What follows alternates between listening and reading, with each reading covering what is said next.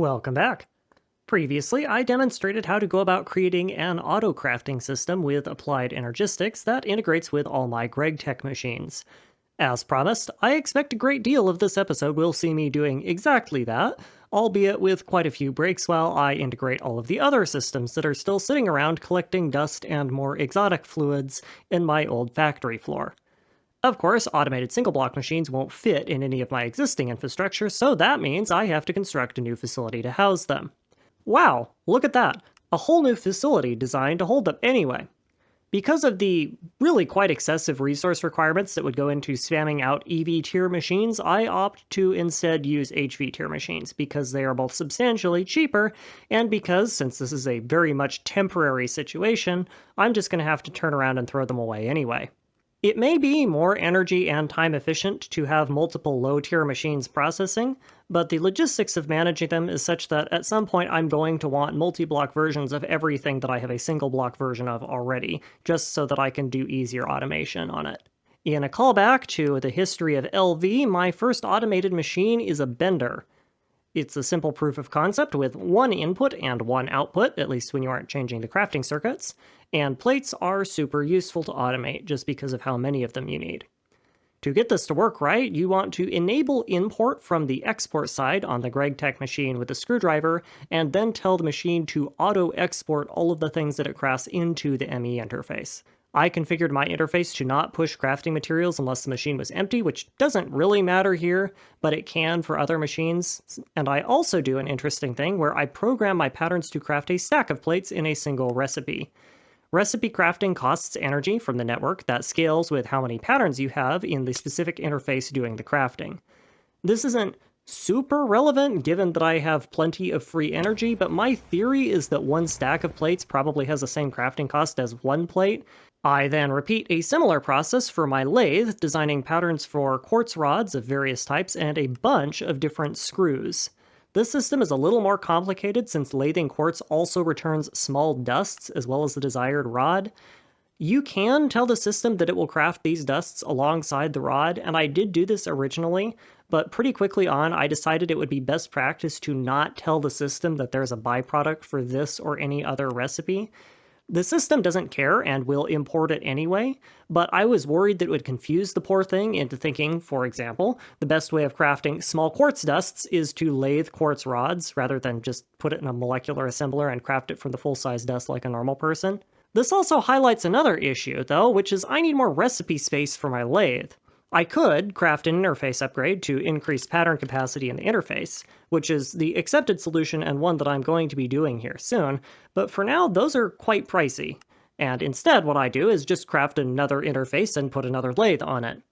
Ironically, the upgrade for the interface is straight up more expensive to produce than the entire new lathe is right now, though I will be of course making them eventually just because that is not going to be the case for long. Welcome to automation creep, by the way. Today we will be terraforming our entire world into a mechanized death ball so that we can produce fancy metal boxes to make slightly larger, slightly more fancy metal boxes. I do this many more times for many more things. And I then do it even more times for even more things, but extruder flavored this time. I then am prepared to do it for various things that are assembler flavored, but run into a problem pretty quick. How do you automate recipes that require a fluid input? Case in point, making gold cables requires some kind of liquid rubber and a gold wire. There is no way around this. Items work because the ME system is capable of exporting and importing them directly, but any recipe that accepts as an output or demands as an input any sort of fluid is not going to work with my current interface system. There's actually a really easy solution to this, but in a typical New Horizons fashion, it requires a bunch of things, which recursively requires a bunch of things for the next few steps, until I end up needing a clean room to produce something called a Lapiton crystal chip. So I have to break down the clean room and move that whole system up. And, of course, because I'm installing a whole new system, that means I need to make a whole new factory building for it and wire it up. This might be Stockholm Syndrome talking, but I am actually beginning to find value in doing all the decorative work now. It does take a while, but it also forces me to plan for wiring and logistics cabling space, which has the interesting effect of making spaces easier to wire up with wiring and logistics cabling. I might have to experiment with being aesthetically inclined some more in the future, because it really does seem to help build these complicated designs quite a lot. With that little side project done, it turns out the solution to importing and exporting fluids is easy. Just tell the ME system to close its eyes and pretend really hard that all fluids are actually items instead. Amazingly, this actually works. The block that does this is called a fluid discretizer, or possibly discretizer. It's hard to say. And when hooked into a system, you'll notice all of a sudden I have access to these millions and millions of droplets of various kinds of fluids that are items and can be interacted with like you would expect an item to be. Even better, you can actually auto-craft with these as long as you make sure to use a special kind of interface that knows when to stop pretending that these droplets are items and instead start realizing that they're actually fluids. This block is called a dual interface. Since each droplet is 1 millibucket of fluid, I can, for example, hook up my dual interface to a fluid solidifier and create a pattern that takes 144 millibuckets of epoxy in the form of 144 droplets, export those, air quotes, 144 droplets, and then expects an ingot of epoxy back. Of course, this is an example, and the machine isn't powered, so it won't work, but that same idea can now be applied to any machine that imports, exports, or otherwise requires fluids as any part of their crafting recipe. I just have to remember to configure fluid cells for any fluids that I want to work with, and make sure I'm using a dual interface for any machine that I want to work with fluids on, which is something that I mess up a significant number of times. Designing a system to do this really showcases how powerful applied energistics is as well. Rather than manually accessing each machine needed to craft a fluid solidifier and assembling its base parts by hand, I can reprogram the recipes that I need and just insert them into the interfaces directly using an interface terminal, and then request that the recipes be completed remotely. And then after a bunch of handwork to fill in all the gaps where the system isn't fully automated yet, I'm just magically given my completed product. And anytime I want to add new capabilities, all I have to do is install the relevant machine to do the extra processing steps that are new, and then hook up interfaces to it, and it will just work. So, you're probably wondering why I'm recreating the exact same work I just did about 30 seconds ago. Simple. This is going to be what I would like to call a learning opportunity. Today, you're going to be learning why New Horizons is shipped with a backup mod. This is because about 9 minutes after I finished recording the previous clip, my game crashed and the world refused to open. More concerningly, it also refused to open any other previous backup of the world, at which point the pants-wetting terror started setting in because that is kind of not how backups are supposed to work, and I thought I lost everything. It turns out I got lucky, and reloading the game was enough to recover an earlier backup, but I still lost about 15 minutes of work. The cause of death? No idea. The error log cited a buffer overflow error, which is great, except it was a buffer overflow error in a chunk rendering process, so who the heck knows what triggered it. What I do know is that when I was playing with a copy of the crashing instance, I was able to load the world by regenerating a very specific chunk. For those of you with excellent spatial awareness, something about this chunk might stand out to you. This is the chunk that houses my vac nuke setup. My working theory is that it heard me talking smack in the last episode and decided it wanted to play games with me. So, since apparently this system is now sentient, know this, vac nuke. I know we've had our differences, but I want it known that if this was you, and you pull this trick again, I'm going to turn you into dirt and use you to farm manure. This is your first, last, and final warning. You're expendable, buddy. So, you're probably wondering why I'm recreating the exact same patterns I just did 30 seconds ago. Again. Simple. This time it was because somehow crafting fluid patterns deleted one of my backpacks. I only noticed this because I noticed that my backpack was missing right after I finished recording the previous clip, and I went back and checked and it wasn't in the ME system. So I pulled the footage and watched a clip to figure out where I put it, only it turns out the sucker just straight up got yeeted into non-existence by the fluid interface terminal. So now I'm doing this automation for a third time, but this time without anything in my inventory. Thank you, New Horizons. Regardless, with that hypersonic garbage barge behind me, I carry on with my automation. This deletion, glitch, whatever you want to call it, never happened again, by the way. I have no idea what was up with that. Auto-crafting requires molecular assemblers, which are basically a fancy ME block that you connect interfaces to, don't worry about it. requires them to be hooked up for crafting recipes that can't be completed by Gregtech machines, and can be completed by simple crafting table operations. So I do a bit of network rearrangement and layout space for, I don't know, 32 of them sounds nice, with 4 buses on each. It isn't that I'm overcompensating, per se, it's more that I'm just going to be deeply disappointed if I ever have to handcraft the same recipe more than once ever again. This is where I find out that molecular assemblers don't accept power from the component variant of interfaces, which is kind of interesting and counterintuitive, but whatever. This is easily solved by just scooting the cable column back to make space for block interfaces which power can magically transfer through, because why not? It's the same design, it's just bigger, and I have plenty of space, so you know what, who cares, it's fine. Of course, all this flashy automation and slapdash designing conceals the reality of the situation, which is that I desperately need more crafting capacity in a way that really can't be solved by spamming out more machines. I need, with a capital N, those interface capacity upgrades. Trouble with that is those upgrades require quite a substantial amount of LV and MB circuitry, which isn't expensive per se, but does represent quite a lot more automation work, so once again, I'm stuck in this obnoxiously recursive loop of needing to automate the things I need to automate automation, and that loop can only be broken, right now, by sheer dumb persistence. I am sitting somewhere around 50-50 on the dumb persistence meter, though which end of that 50% is one that tends to oscillate quite a bit, but I digress. The cheapest variant of LV and MV circuitry I can make right now still needs CPU wafers and circuit components, since circuit-on-a-chip circuits require Nequata, which I can't produce right now. That means I need to create and then program a chemical reactor dedicated to making plastic circuit boards, which by this point is pretty trivial. This necessitates a few more recipes being added to various machines and the installation of another bender to process foils because it is faster and because my other bending machine is at maximum pattern capacity on a circuit that is not compatible. My chemical reactor systems are also still using buffered fluid exporting to provide liquid, which means that any crafting recipes I make have to omit the fluid component of their recipe or things start getting weird.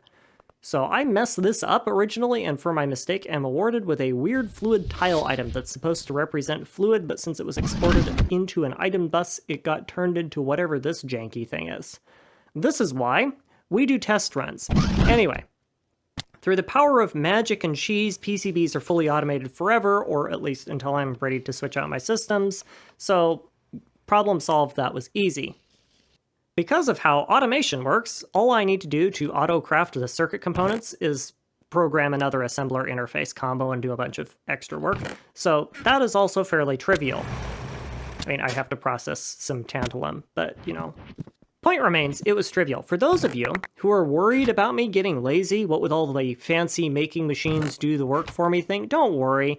Rather than automate my EBF smelting, I just lobbed 64 stacks of silicone into it to make bouilles, because I figured that 2,000 something wafers should probably be enough to hold me until I can make more advanced ones. This raises another problem. How on earth am I going to get all of these bouilles into the clean room for processing? Clean rooms are a sealed system. You can't run cables through them. Well, at least you can't run non-Gregtech cables through them. Well, dear viewer, it turns out that answer is trivial. Wi-Fi. Or something close-ish that seems to involve a great deal of ender eyes, because ender pearls and ender eyes are famously known for being able to do absolutely anything related to teleportation, motion, or dimensional travel in every modpack ever. Regardless of how they work, wireless connectors are cheap, short-range ways of transmitting network channels remotely without needing to use a quantum bridge. So all I really have to do is cram one of these on either side of a clean room and wire everything up to them like they're just connected to the system normally. Of course, wafer crafting gets to be a little bit tricky because of how lenses work, but I only need one kind of wafer for now, so that is a problem for future Goose to have to deal with. Cool, alright, so in theory I should just be able to click this button and a bunch of nonsense will go on in the background and out will come LV circuits. In theory. Ah, there we go. Turns out you need to tell the machines to export things. Now I have an automated crafting system that will spit out LV circuits. In this week's episode of What Breaks the Back Nuke This Time, the rod tracker managed to desync from the actual durability of the fuel rods. This would have normally resulted in a full system blackout, except that I knew this was a problem 2 episodes ago, and have been watching this thing like a hawk, waiting for my chance to change the system out. I just kind of threw up my hands and decided to use a tally box, which is basically a comparator that measures the number of specific kinds of items in an inventory. It is approximately infinity times better than anything that I was doing before, and I have no idea why I didn't use it the first time. Like, it was literally listed as a good option in the documentation for automating these things, and I just straight up ignored it. I blame stupid Grug brain. Either way, this works perfectly and eliminates the need to track fuel rod consumption entirely, as long as all the reactors are slaved together and running in tandem. And even if that wasn't the case, I could just AND the signal from 4 of them and use it that way. So this is like 10,000% the way to go if you're using these. Amazingly, the fuel rod cycling system worked correctly the first time I told it to run. Small miracles do exist, and I think at this point this is the only part of the system that has actually worked correctly the first time I designed it. I mean, sort of. I had to emergency scram the reactors because I forgot to provide enough fuel rods to go for the next batch, and desyncing them would have triggered my OCD. But other than that, the system itself worked fine. That was just a me thing. Yeah, look what I automated. Interface storage upgrades go brrrr. The next little bit sees me move up my multi-smelter and then do a bunch more miscellaneous crafting and upgrade. You're going to be hearing those words a lot, all right? The entire episode is just me crafting and upgrading. But I swear I spent like 30 hours just doing nothing except programming auto-crafting systems and designing and putting in more machines. It does not stop. Anyway, now that I have the ME systems doing some microscopic fraction of the crafting for me, my general approach to life is to just program a recipe for every item I ever need and build up a library. Case in point, I want a bunch of large processing factories, for various reasons that I'll touch on in a moment, which is a problem. To make those, I need an alloy that requires an alloy blast smelter running at IV. That requires an IV energy hatch, since the ABS can only accept one hatch in its structure, which means it has to be an IV hatch, and that requires a whole bunch of IV tier processing that I will then spend the rest of the episode automating. I'm not joking.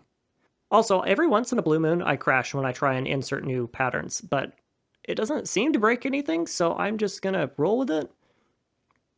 Some fun quality of life things. Using a quartz knife to rename your interfaces lets you actually tell which of your 5 HV extruders is extruding on what frequency. This is fantastic. The way I go about it is I actually rename the interfaces with tags rather than like an actual interpretable name. So for an HV vendor that makes plates on frequency 1, I might actually just say HV plates bender F1 so that I can search for an individual tag. Comment your code, people. It saves so much time trying to figure out what is going on with your auto-crafting system. On the bright side, though, all of this technology means that building an alloy smelter is, ignoring the energy hatch, a simple matter of clicking a few buttons, installing another extruder that I need for one specific item that I didn't have already, and then waiting until it's done, and I didn't have to interact with a single machine once. Of course, auto-crafting doesn't make a space for me to build the thing, so that part I have to do by hand, while the crafting computer is running away downstairs. I really ought to go catch that thing, but I just can't be bothered. This has been your contractually obligated dad joke for the episode. Actually, funny commentary will resume shortly. In case you needed a redux of the hamburger-loving child in the coal mines, the alloy blast smelter is an excellent example of applied energistics not really caring how items are crafted. The blast furnace outputs almost all of its products in a liquid form, which is not terribly useful when you're trying to build solid objects with them. So I decided that I wanted to automatically process everything it spits out into ingots for further refinement. This can be done by slapping a fluid solidifier right on the bottom of the thing and calling it a day, which is great, except that normally applied energistics would expect a fluid output when I'm designing the recipes. If the system had a strict requirement that all the recipes be accurate, I would have had to create 2 recipes for each thing that this machine outputs, one for the alloying part that outputs a liquid, and one for cooling it into ingots. But with the power of children in coal mines, we can just tell the system, no, actually this recipe definitely for sure 100% outputs ingots. Since computers are idiots, they don't think anything is funny about this recipe, and the actual process going on behind the scenes can be comfortably ignored. let's touch back on that problem I mentioned earlier. Quite a few machines in this pack require some kind of catalyst or non-consumed item in order to determine what comes out of them. Particularly relevant to me right now is extrusion and laser engraving, which use casts and lenses, respectively, but this is a pretty common paradigm for anything that runs in this mod pack. I have been getting around this by spamming out single block machines for every frequency that I need to work with, but that is a stupidly expensive way of automating that one pipe extrusion recipe I used 3 times and never touched again, and B, is not scalable in the higher tiers at all. Extruders can kind of get away with processing high-tier materials sometimes because they like to ignore processing requirements, but precision laser engravers absolutely cannot. And that means automating at my current tier would require something like 5 or 6 laser engravers, which is way too expensive. Given that I'm currently building more machine space, I'm sure you can all guess what the solution is. Yeah, it's more multi-block machines, specifically an industrial extrusion machine.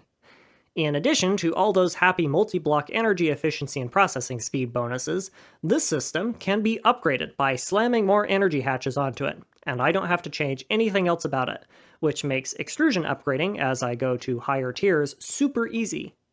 Even better, this multi-block has a special little add-on in the form of input bus sensitive crafting, which basically lets me cover the thing in input buses with one extrusion mold in each, put an interface on each input bus, and then run all different kinds of extrusion recipes through one machine. This is absolutely fantastic. This is also a very common paradigm with multi-blocks in New Horizons, and quite a lot of my upgrade processes for this and the next episode are going to involve crafting and then wiring up these new multi-block machines to replace my old supply of single ones. Thankfully, once they're pretty much in, which is great because these suckers are unbelievably expensive. While I'm on the topic, let's also build a better bender. It's a bit like Build-A-Bear, except marginally less expensive. You will be shocked to learn that this machine, called an industrial material press, presses materials on an industrial scale, and like the extrusion machine, has input bus specific crafting for all the different kinds of circuits that you can do bender recipes with. So that right there eliminates like 2 or 3 different single block machines I had lying around doing the work beforehand. All of these multi-blocks are lovely and will definitely have use in the future, but it's time for me to come clean. All of this was me stalling because I don't want to fully automate something called a plat line. In my defense, all of this new tech means that plat line automation is going to be absolutely spanking phenomenally easy compared to what it usually is, but it's still going to be a royal pain in the butt, and that is largely due to how I designed all of my chemical reactors. My old system relied on what I will generously call a stocking paradigm, because chaos ball is definitely a paradigm that deserves a name, right? Anyway, I designed the default state of the system to always try and craft everything all at once forever, and then I put in some extra jank on top to keep it from overflowing in a few specific circumstances. This is great if you know for a fact that you will always want to process all of something. It doesn't really work anywhere else, and Applied Energistics is very much not a fan of it. Applied Energistics, in fact, mostly expects you to press a button to craft something, which is actually a good way of doing auto-crafting, but it utterly fails when you want to fully automate something forever. And plat lines and any other complicated processing line in Gregtech tend to require a hybrid of on-demand crafting and stocking, at which point vanilla Applied Energistics basically just throws up its hands and says, "Fine then, you stupid monkey, you figure it out." Well, Monkey figured it out, and it's going to take some remodeling. So here's how it goes. Through the power of way too much auto-crafting, I have the ability to make special export buses that can feed items and fluids directly into an ME network. If you place them in your multi-block and wire them up, they work exactly like an output port of whatever flavor is relevant, but instead, they feed it directly into your system. They're supposedly to help reduce lag or something, but I don't actually care about any of that. I am using them because you only need one of each, even if you are outputting 1, 10, or 100 things at once, which allows me to trim down on the ridiculous number of output hatches that I was using on my multi-block LCRs.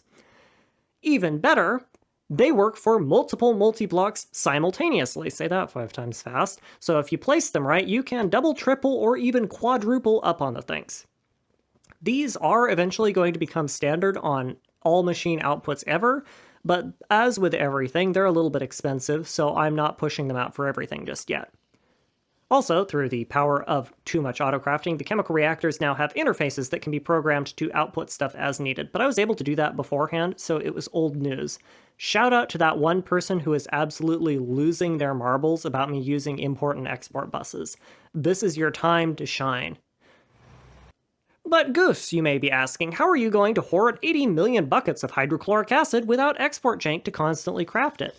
Well, my dear viewer, may I introduce you to the third product of way too much autocrafting, the ME Level Maintainer.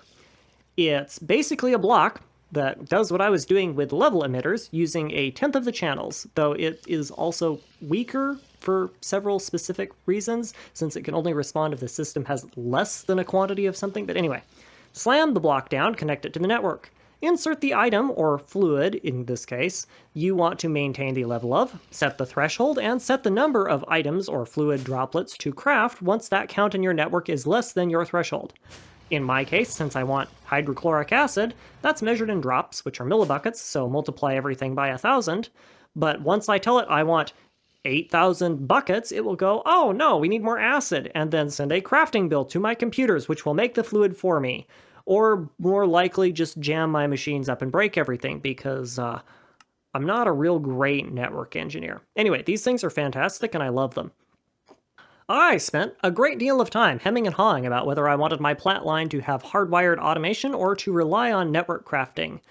And eventually I just went with hit it with a hammer and hardwire it all. This has the disadvantage of needing way more chemical reactors to run smoothly, but it is both substantially easier to make and substantially easier to scale up, because literally the only upgrade I need to do is throw in some speed increases to the item conduits and add some more energy. Dual interfaces and multi-block outputs help a lot here, since by using them I can take the disaster ball of cabling that I had running behind my LCRs and reduce it to 3 channels for every machine, regardless of how many recipes I program into it. A little bit more time and I now have platinum and palladium fluids processing along happily. This took way longer than a little bit. What was I thinking when I wrote this script?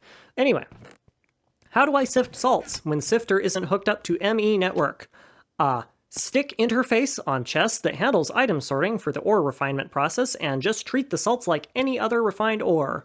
Import the results when you're done. It's simple. Ironically, and I only realized this after the fact, what this actually means is I've just created an ME subnet, but using Ender IO and chests. Something convergent evolution here. Anyway, of course, I'm an idiot and try and stick the stuff in the ore washing filter, which means I have to go back through and fix every filter in the network because they're all configured wrong now. So that was a fun usage of 20 minutes of my life. While I'm at it, I need some way of mixing Aqua Regia for my platinum processing. I used to use a dinky little LV single block machine to do this, but seeing as I am living in the world of Supersize Me Henry Ford edition, I decided that bigger should be better and slammed together a multi-block mixer instead. Like all other multi-blocks, it has context-dependent crafting and scalable power input and all of the other goodies, and maybe it makes julienne fries, I don't know, I didn't check any eye. The real benefit here is that it mixes Aqua Regia really, really fast, and I likes it when the things go really fast and do big numbers. It also lets me get rid of the jank that I was using to keep my mining drill lubricated, which was something that I only realized later and was pretty okay with, because that setup was so low-tech and ugly that it was giving me an allergic response every time I came down to check on the drill. Well, I'm back on my multi-block bender. Well, my multi-block assembling spree. I already have a bender. I'm going to need at least one dedicated blast furnace just for processing Platline. This takes more than a little bit of finagling to get it to cooperate with the currently defunct titanium processing blast furnace, because I want them to wall share, but I also want them to not fight each other, but I'm able to do some magic and get that working. This is actually where I first used the third secret piece of ME tech, which is called an import stocking bus. So let's talk about that. Like the other two, this block is ME enabled and works with your multi-blocks, and as such only needs a single channel to do all of its magic. Unlike the other two, it's basically just a big configurable interface that you can tell to automatically pull items from your network. Since the system is going to be processing a whole bunch of different things on a whole bunch of different circuits, I also tried to stock a bunch of different circuits. It's a little weird, so if you're using these, don't make the same mistake I did and assume that only having an import request is enough. You actually have to own the circuit in your system if you want to use it. So that took a minute to figure out, but beyond that, this thing worked fantastic. Weirdly, there isn't one for fluids at this tier, which is a shame because I absolutely could have used one. But that problem can just be solved by using the old-fashioned technology of export bus on multi-fluid input hatch, so it isn't really a concern. I won't bore you with the details since there are way too many of them, and 90% of them was just wiring up machines and programming recipes. Seriously, if I ever see another auto-crafting recipe after this series is done, I might be forced to throttle something. Anyway, I now have automated rhodium processing, and also an ulcer. And about 4 more large chemical reactors. Lord, does this game require a lot of large chemical reactors. The next step in the line, which is ruthenium processing, requires me to install not 1, but 2 new multi-blocks to get it going, putting me up to a total of, what, like 7? The first is an oil cracking unit, which is a requirement I feel certain was put in place specifically so someone could thumb their nose at the people who don't like doing oil processing for power, because I straight up have no other use for this machine. I made this entire thing for one recipe. The second multi-block is my old friend, the distillation tower. Flatline processing doesn't need it to be so tall, but other recipes will, so I just went ahead and slammed the whole thing in rather than moving it piecemeal. This tower is used for a whopping 2 recipes in the entire process, by the way. 1 for refining ruthenium and 1 for osmium. That's it. If the recipes for refining this stuff didn't try and ape the real-life ones, I would honestly suspect the devs were just messing with us. But no, this is actually kind of how it happens in the real world, which gives you some serious appreciation for the modern industrial complex. And also, it gives me some appreciation for how much easier I have it when it comes to zoning requirements, because this sucker is so big that I had to put in its own warehouse just to house the thing. Compared to the wonderful nonsense that is ruthenium, the refining osmium and iridium part is actually really easy. I may or may not have amassed an enormous ugly tower of LCRs that are in desperate need of some decoration, and possibly 1 or 2 extra neuroses in the process, but aside from that particular issue, the entire plat line is now fully automated at a certain level of speed. Make no mistake, this is an important milestone. For all of my complaining, this is something that I had to do, because platline metals are needed to fully unlock IV tier technology, and most notably, for IV energy hatches that I have been trying to get since the start of the episode. It is, however, far from the last or even the most problematic processing line in the game, because the entire monazite line is also something I need to set up, and that one's even longer than this one. At this rate, I'm probably going to need to put in a new chemical reactor wing just because this is getting ridiculous. But dealing with that will no doubt be a problem for the next episode, because that is all for today. Thank you for your time. Any support you're interested in offering the channel is greatly appreciated, but never expected, and I hope you enjoyed.